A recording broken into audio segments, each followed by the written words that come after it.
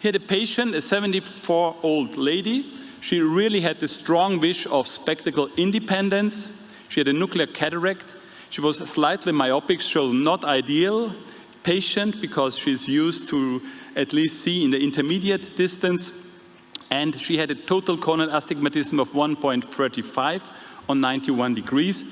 We did a true K calculation with the Barrett formula, and we calculated a 15.5 diopter lens for the bag with a torus of 1.5 cylinders, and we put on top a 0 diopter and a trifocal Sulcoflex lens. Yes, hello everybody. I'm going to perform a duet procedure, a implantation of a Toric Rayner lens, a Ray 1 Toric, combined with a trifocal Sulcoflex lens. Here I perform a limbal incision, 2.4 millimeters. Now I instill some intracameral anesthesia.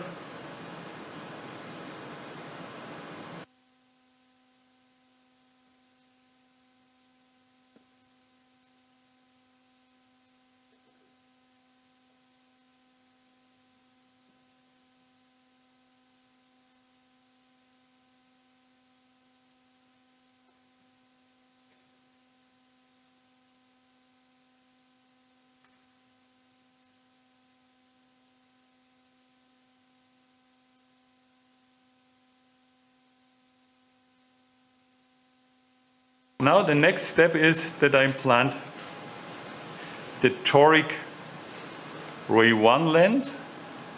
I first instill some viscoelasticum to inflate the capsular bag. Wasser bitte. So this is a preloaded system of the Ray 1, and I will inject now the lens into the capsular bag. This lens is a hydrophilic closed-loop single-piece lens, quite a stiff haptic that is good for, especially for toric purposes. So if you want to have a rotational stability, you see the marks of the torus here, and now I will rotate the lens into the capsular bag. Bisschen Wasser bitte. And bring it on axis.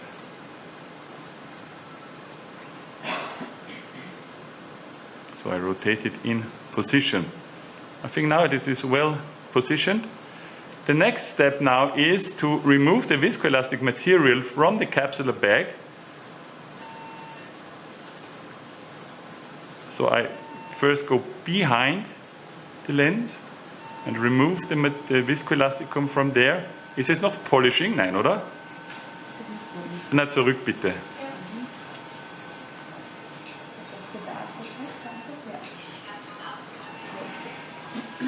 So now it is removed from the capsular bag. Bring the lens in position again, because that's important, because after implantation of the add-on lens, you can't remove that very precisely. Tupfer?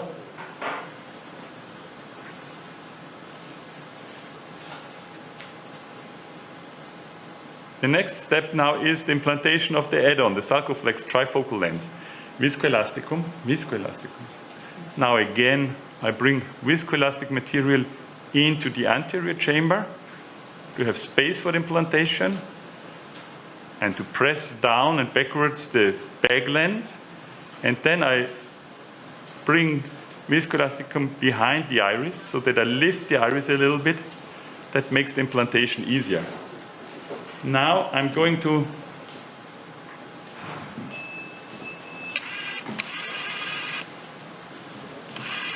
implant the trifocal lens. I grasp it here at the haptic. It's a very soft hydrophilic material. Here you see the lens with the trifocal rings, and here there is the injector.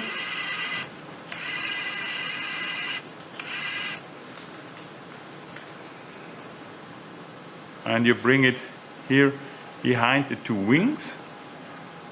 That's important that they are the optics are behind the wings. The optic is quite large. It has 6.25 millimeters of diameter. And then I fold it a little so that it is folding downwards.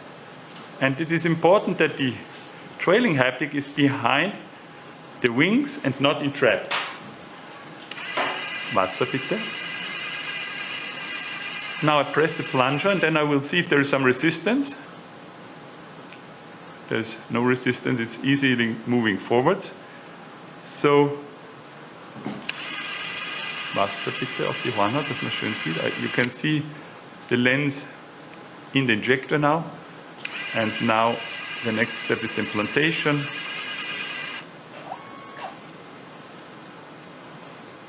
I bring it into the anterior chamber. The leading haptic will open quite controlled. And I bring it behind the iris, as you will see soon. I do it in a slow motion movement, and you see the trailing haptic is also getting into the anterior chamber. So, Spatel. And now I position the haptics behind the iris. As they're very soft, as long as there's viscoelasticum within the eye, they sometimes do not open by themselves easily. But you will see when I remove the viscoelastic from the eye, they will position themselves in the sulcus. First, I lift and go into interface. I remove the viscoelasticum from the interface here. That's important. And then I remove it from behind the iris and the anterior chamber. I always position the Sulcoflex lens in the area 90 degrees to the first lens, so that the haptics are in a different position within the eye.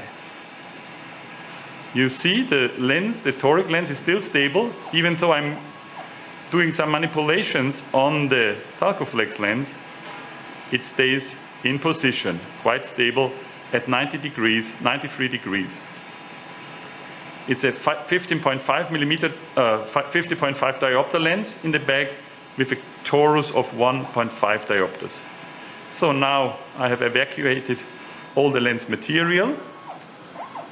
I now will hydrate the main incision.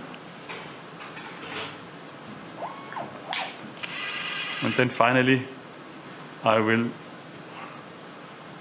give pressure into the eye so that it is well positioned, the bag lens and the sulcus lens. And they are now well centered, both lenses.